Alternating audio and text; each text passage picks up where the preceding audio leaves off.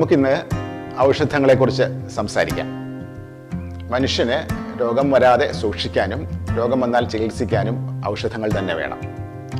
പക്ഷേ രോഗം വരാതെ സൂക്ഷിക്കാൻ ഇന്ന് പലപ്പോഴും ഔഷധങ്ങൾ ഉപയോഗിക്കുന്നുണ്ടെങ്കിലും ആഹാരമാണ് പ്രധാനമായിട്ടും വേണ്ടത്. ആധുനിക കാലത്ത് ഔഷധങ്ങൾ രോഗം വരാതെ സൂക്ഷിക്കാനായിട്ട് വളരെയേറെ ഉപയോഗിക്കുന്നുണ്ടെങ്കിലും ആയുർവേദിക് കൺസെപ്റ്റ് എന്ന് പറയുന്നത് ഔഷധങ്ങൾ പകരം ആഹാരം ഉപയോഗിക്കുക തന്നെ വേണമെന്നുള്ളതാണ്. ഓരോ സിസ്റ്റത്തിനും അതിൻ്റേതായ ഔഷധങ്ങൾ ഉണ്ട്. അലോപ്പതിയിലാണെങ്കിൽ ബയോകെമിസ്ട്രി അടിസ്ഥാനമാക്കിയ കെമിക്കൽ ഔഷധങ്ങളാണ് കൂടുതലും ഉപയോഗിക്കുന്നത്. അവിടെ തന്നെ ശരിക്കും പ്ലാന്റ് പ്രൊഡക്ട്സും ആനിമൽ പ്രൊഡക്ട്സും ഒക്കെ ഉപയോഗിക്കുന്നുണ്ടെങ്കിലും കൂടുതലും ഉപയോഗിക്കുന്നത് കെമിക്കൽ ഔഷധങ്ങളാണ്. ആയുർവേദത്തിലേക്ക് വരുമ്പോൾ കൂടുതൽ ഉപയോഗിക്കുന്നത് plant products, animal products, minerals and metals ഇവയുടെ ഒന്നുകിൽ വാട്ടർ സോൾബിൾ ഫോം, അങ്ങനെ അല്ലെങ്കിൽ ഫാറ്റ് സോളിബിൾ ഫോം, അങ്ങനെ അല്ലെങ്കിൽ ആൽക്കഹോളിക് സോളിബിൾ ഫോം ഇവയാണ് ഔഷധങ്ങളായിട്ട് ഉപയോഗിക്കുന്നത്. ആഹാരവും ഔഷധവുമായിട്ടുള്ള പ്രധാന വ്യത്യാസം എന്ന് പറയുന്നത് ആഹാരം അതിൻ്റെ കോൺസെൻട്രേറ്റഡ് ഫോം അല്ല, ഔഷധമാകുമ്പോൾ അത് കോൺസെൻട്രേറ്റഡ് ഫോം ആണ്. അങ്ങനെ കോൺസെൻട്രേറ്റഡ് ഫോമിലേക്ക് ആഹാരത്തെ കൊണ്ടുവരുമ്പോൾ അല്ലെങ്കിൽ ഒരു ചെടിയെ അതിൻ്റെ കോൺസെൻട്രേറ്റഡ് ഫോമിലേക്ക് കൊണ്ടുവരുമ്പോൾ ആയുർവേദം ഉപയോഗിക്കുന്ന ഏറ്റവും നല്ല മാർഗമാണ് കഷായങ്ങൾ ഉണ്ടാക്കി കഴിക്കുക എന്നുള്ളത്.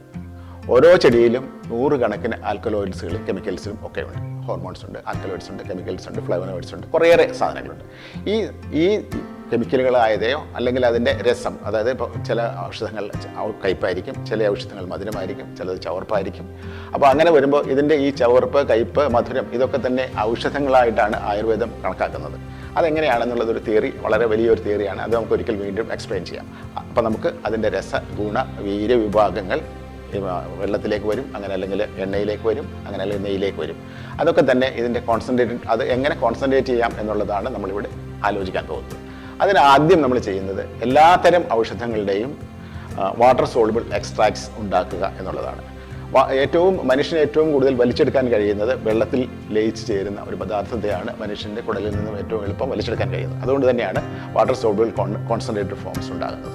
അപ്പോൾ വാട്ടർ സോളുബിൾ കോൺസെൻട്രേറ്റഡ് ഫോംസ് ഉണ്ടാക്കുക എന്നുള്ളതാണ് കഷായം കൊണ്ട് ഉദ്ദേശിക്കുന്നത്. അപ്പോൾ അങ്ങനെ വരുമ്പോൾ ഈ വാട്ടർ സോളുബിൾ ഫോംസ് എങ്ങനെ ഉണ്ടാക്കുന്നു എന്നുള്ളതാണ്, അല്ലെങ്കിൽ എങ്ങനെ ഉണ്ടാക്കണം, അല്ലെങ്കിൽ എങ്ങനെ ഉണ്ടാക്കി പ്രിസർവ് ചെയ്യണം എന്നുള്ളതാണ് നമ്മൾ അടുത്ത ഭാഗത്ത് പറയാൻ പോകുന്നത്.